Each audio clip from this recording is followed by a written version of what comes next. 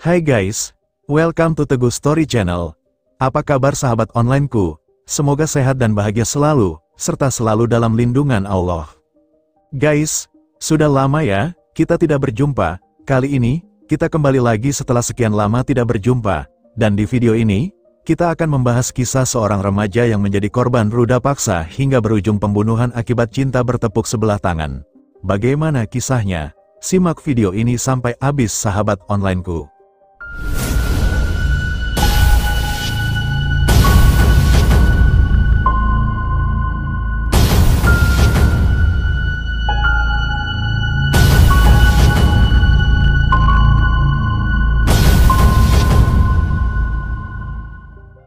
Angesti Sistiani, wanita cantik berusia 19 tahun, yang merupakan keturunan Jawa dan Lampung.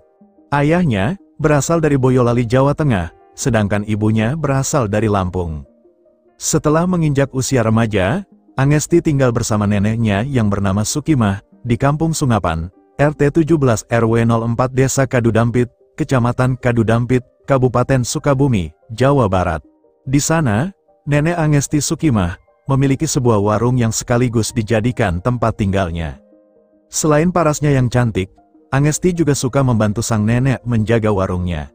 Selain itu, Angesti juga dikenal sebagai pribadi yang baik, ramah, dan menyenangkan bagi orang-orang yang mengenal Angesti. Tak hanya itu, di akun media sosialnya, Angesti sering membuat postingan, dan postingannya itu tampak ramai dengan berbagai komentar dari akun-akun yang berteman dengan Angesti. Dalam komentar-komentar di akun media sosial milik Angesti tersebut, tak sedikit yang mencoba menggoda Angesti, sebab mereka tertarik dengan kecantikan dan keramahan Angesti. Bahkan, ada salah satu penggemar berat Angesti yang merupakan tetangga nenek Angesti. Penggemar berat Angesti tersebut bernama Dadang Darmawan berusia 21 tahun, dan berasal dari Kuningan, Jawa Barat. Dadang dikenal sebagai pribadi yang pendiam, baik, dan sopan. Di Sukabumi, Dadang mengais rejeki dengan berjualan bubur kacang hijau, yang kebetulan bersebelahan dengan warung milik nenek Angesti. Singkat cerita, karena sering memperhatikan Angesti, Dadang diam-diam mulai menaruh rasa kepada Angesti. Hingga pada suatu hari, Dadang memberanikan diri untuk mengungkapkan perasaannya kepada Angesti. Akan tetapi, Dadang justru mendapatkan penolakan dari Angesti, sehingga membuat dirinya sakit hati. Meskipun mendapatkan penolakan dari Angesti, Dadang tetap melapangkan dadanya, siapa tahu suatu saat nanti, pintu hati Angesti terbuka untuknya dan menerima perasaan Dadang tersebut. Waktu pun berlalu, hingga tibalah di bulan suci Ramadan tanggal 11 Juni tahun 2016, usai melaksanakan sahur dan salat subuh, nenek Angesti Sukimah berkata kepada Angesti, jika sang nenek akan pergi karena ada urusan, dan akan kembali sekitar pukul 2 siang setelah semua urusannya selesai, dan setelah sang nenek pergi, Angesti pun kembali melanjutkan tidurnya. Sesaat setelah sang nenek pergi, tanpa disadarinya, ternyata ada seseorang yang sedang mengawasi rumah sang nenek, dan setelah sang nenek sudah jauh dari rumah, orang tersebut lantas memasuki rumah itu yang ternyata tidak terkunci. Setelah berhasil masuk ke dalam rumah, orang itu kemudian menuju kamar Angesti, dan mendapati Angesti sedang tertidur lelap dengan terbalut selimut. Selanjutnya, orang tersebut mendekati tubuh Angesti, dan berusaha untuk melampiaskan keinginannya yang sudah lama ia pendam. Mendapati ada yang berbuat tidak baik dengan dirinya, seketika Angesti pun terbangun dan berusaha melawan, akan tetapi orang tersebut segera membekap mulut Angesti menggunakan selimut, sehingga Angesti tidak bisa lagi berteriak, hingga akhirnya Angesti tak sadarkan diri. Saat itu juga, orang tersebut segera melampiaskan hasrat yang selama ini ia pendam, hingga membuat dirinya sangat puas hatinya. Tak lama kemudian, Angesti mulai tersadarkan kembali, dan lagi-lagi ia pun mencoba untuk melakukan perlawanan. Sayangnya, tubuh Angesti dalam kondisi yang kurang tenaga, sehingga perlawanannya pun sia-sia, dan di saat itu juga, orang tersebut kembali melakukan penyerangan di bagian leher Angesti, sehingga membuat Angesti menghembuskan nafas terakhirnya. Mengetahui Angesti tidak bernafas lagi, orang tersebut lantas segera pergi dengan membawa sejumlah uang milik Angesti dan beberapa barang yang ada di warung sang nenek, dengan tujuan agar kejadian tersebut seolah-olah seperti sebuah perampokan. Sore harinya sekira pukul 2:30, nenek Sukimah tiba di rumah.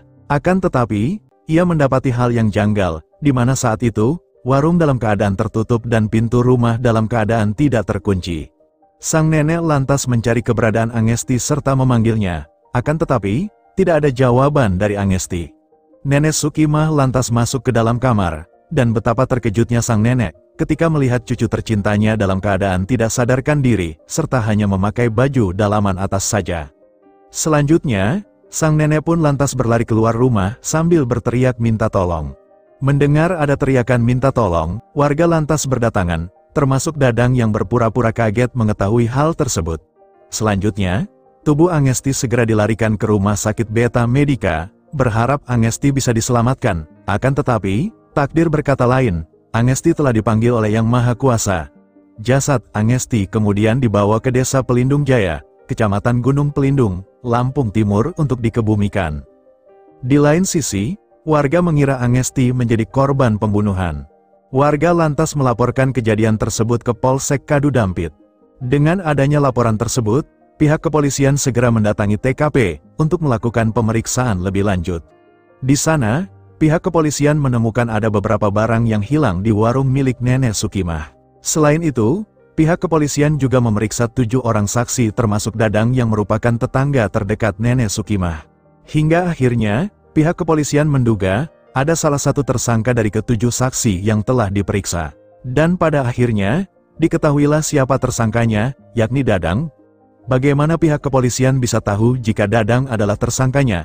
Pihak kepolisian saat itu mengajukan beberapa pertanyaan kepada Dadang yang membuat Dadang bingung, hingga pada akhirnya Dadang mengakui jika dirinya lah tersangkanya. Selain itu, juga ditemukan sidik jari Dadang di tubuh Angesti yang kemudian memperkuat dugaan jika tersangkanya adalah Dadang.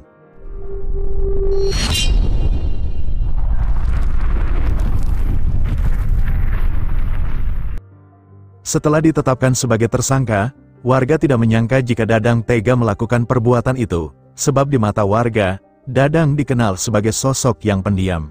Akan tetapi, ternyata diamnya tersebut menyimpan kenyataan yang tidak diketahui banyak orang, dan ternyata, Dadang juga pernah terlibat suatu tindak kejahatan semasa di Kuningan tempat asalnya.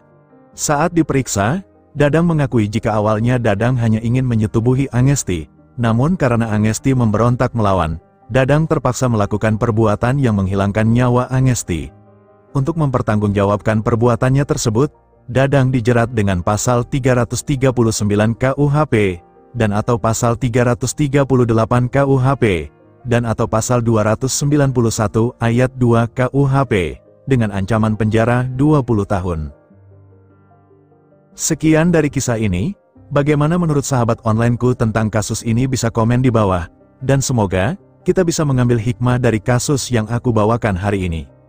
Bagi yang belum subscribe bisa tekan tombol subscribe, like, komen dan share, serta nyalakan lonceng notifikasinya, agar sahabat onlineku tidak ketinggalan video dari aku selanjutnya.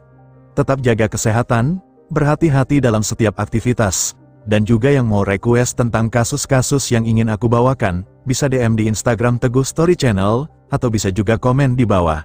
Sampai jumpa lagi di video selanjutnya. Terima kasih.